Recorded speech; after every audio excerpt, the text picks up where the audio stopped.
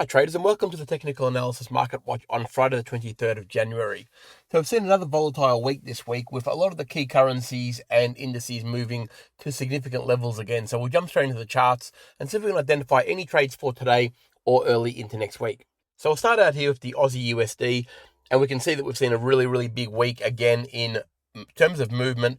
Look, last time it basically came back and bounced on the trending moving average and the role reversal zone at around that 66.50-ish area. A very powerful zone, no question about that. And when we saw that rounding bottom there at that roll reversal, it was a really good sign that we're going to see some action, because it broke out of the channel that we've been trading for quite some time, and we obviously saw that now.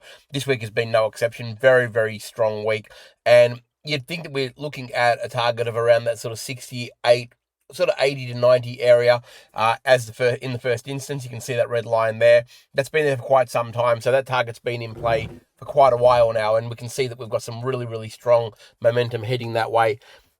Look, the dollar index isn't as strong as obviously the Aussie is, and normally, and the euro is nowhere near as strong as this either.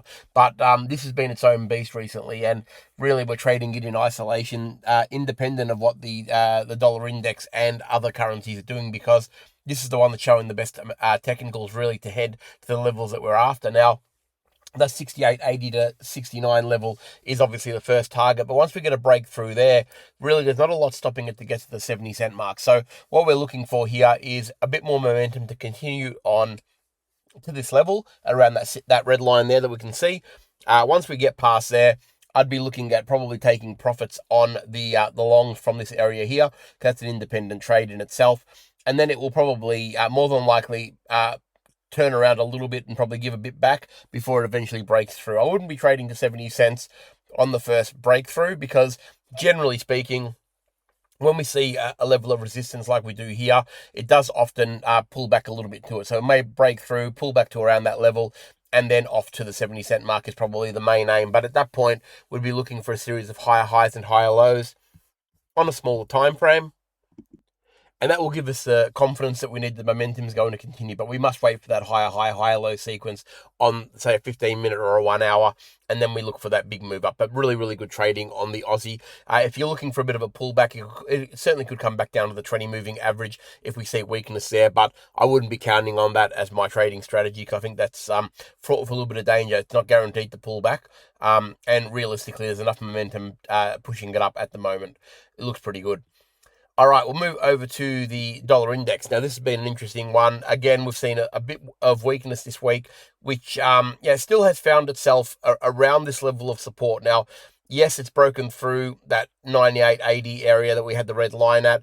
It's struggling to hold that level, really. You can see the moving averages are both there. The 20 and the 50 are going to prove to be a bit of a problem for it. Now, this is the last line of defense in terms of going any shorter. If we fail here and continue short, then really it's more than likely heading to around that sort of 97.50 area, and also these lows here you can see right through this area here at around the low 97s. Now, the one thing we've got here is it's a 61.8 pullback on the fib of that move. That's why it's a bit of a do or die time. There is a lot of price action here as well. You can see right through this area here. If it reverses at this point and gets back above those moving averages, it can give us a bit more confidence that maybe the long play could potentially play out. But more than likely, I don't like this weakness really, even though it's at a 61.8. It's underneath the 20 moving average and the 50 moving average and that roll reversal. So I think it's starting to look a little bit dire in my mind. It would want to turn around very quickly if we're going to take any confidence in potentially going long. It's been a little bit too soft this week, really, to give it a lot more of a beat up. So I think we just play it by ear. I wouldn't trade it just yet. I wouldn't be trading it short, but I'd be giving it the opportunity to get back above there. If it does that, then we can look at better opportunities on the upside. But it's still got a fair bit of work to do. There's no question about that. All right, over to the S&P 500, the all-important matrix look, this has been another interesting one. We've seen a big reversal, obviously, in the last few days. I'll zoom it right out so you can see what I'm talking about. We saw quite a bit of weakness underneath the 20 moving average and trading through there. Then we saw a big reversal candle. A lot of this came through the volatility that we saw earlier. Obviously we had world leaders at the in Switzerland going through a lot of the important aspects that have been affecting the market.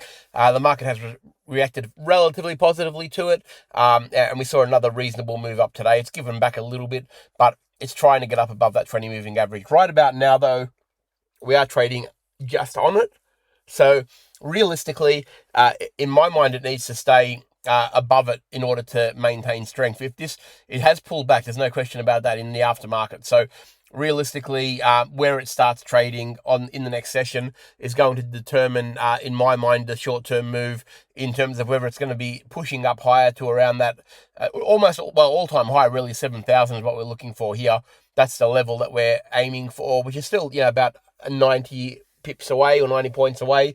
If we see weakness and all of a sudden it's trading underneath the 20 moving average, that is a very negative sign for it. And if it does that and starts to go short, I'd be looking at 6,800 as the target on that one. If we see any sort of weakness in the first part of the session, I'd be looking at 6,800 as the target, because at that point we're looking for the lower high, lower low sequence, and then probably on to 6,750. But in the first instance, where these lows of these two previous candles were, that would be the target I'd be aiming for on the short side of the S&P 500. So not bad trading, certainly enough volatility this week.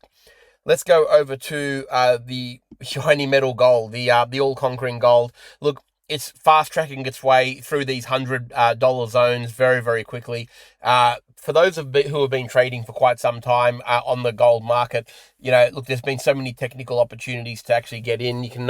We know that we've been aiming for the previous support at the round numbers at around the 4,800, 4,900, all the way through, really. I mean, we've been going all the way in these 100 notches ever since 4,000. So no real surprise. I know a lot of people have been able to get hold of this. I've seen the emails. That's fantastic. Gold has been the friend of nearly every trader there is at the moment, which is great.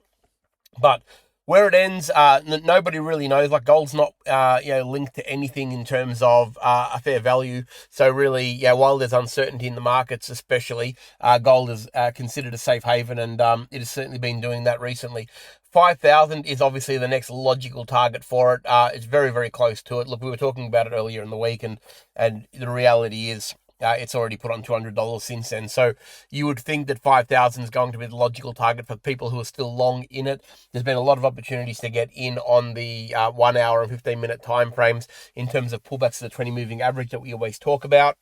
But it's one of those ones where those who know me well don't know I don't like pushing to all-time highs when the market's in all-time high territory. I'd much rather it pull back to a nice level and then get on board and move to the next previous high.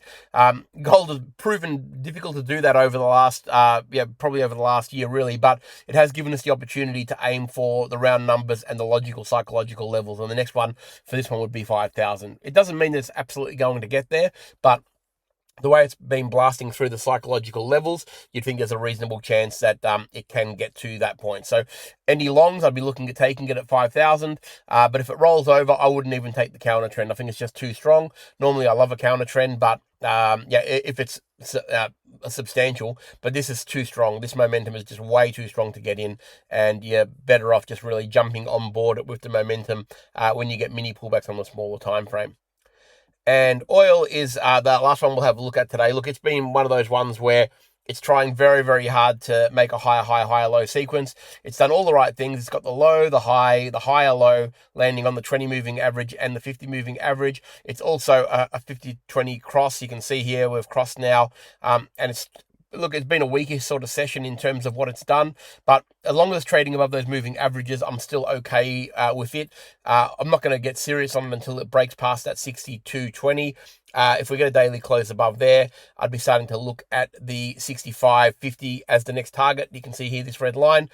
If it breaks below the 20 and the 50 moving average and closes there on a daily, then I'd be looking at the lower targets around the sort of 56 to 56.50 as the low side target on this one. I'd prefer it goes low. My bias would be long at the moment, as long as these lows here stay above the 20 moving average. Very, very important that it does that.